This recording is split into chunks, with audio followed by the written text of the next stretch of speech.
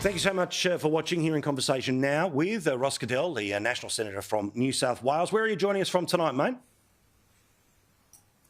I'm at Victor Harbour in South Australia. We're on the algal bloom inquiry, so we're trying to stay in some of the smaller towns. I'm at the NRMA caravan park. I was going to say, it's got a little caravan park, sort of wash your fish in the sink behind. I love it. Well played. And, of course, Joe Hildebrand, you can see there, our colleague here at Sky News. You can read him in the Daily Telegraph and hear his podcast as well on the Nova Player.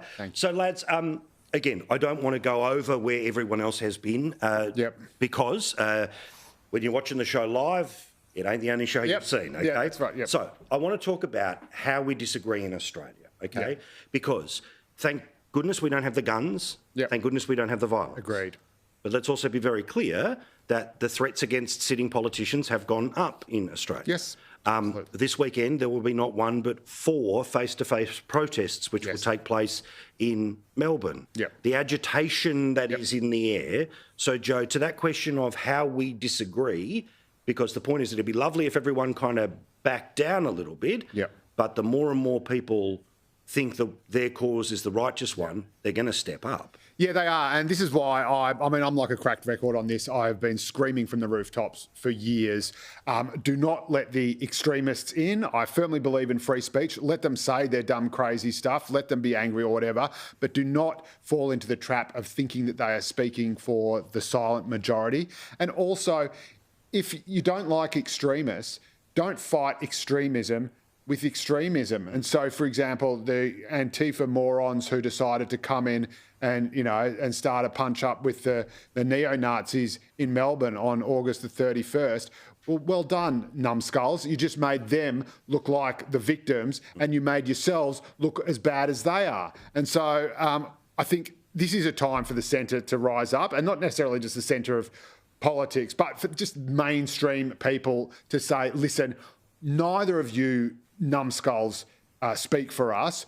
No, we do not want violence. All this talk about, you know, people coming and stealing our country or whatever, it's stupid when the left says it and it's stupid when the right says it. We have to learn to be able to debate with each other and respect each other and shake hands and love each other at the end of it. I agree, which is also why I would like to see whomever the Prime Minister or Premier is of the day, okay, but they all are who they are right now, and rather than, everyone has a right to protest, come out and say, you know what, everyone, back down, right? Like taking the active position of de-escalation as opposed to not wishing to offend those that are currently putting themselves forward. Again, Ross, you know, you're able to move around the country freely. It's one of the great joys of our democracy. I love how open the Prime Minister, the Premier, the alternatives are. I love that about our country. May it never change.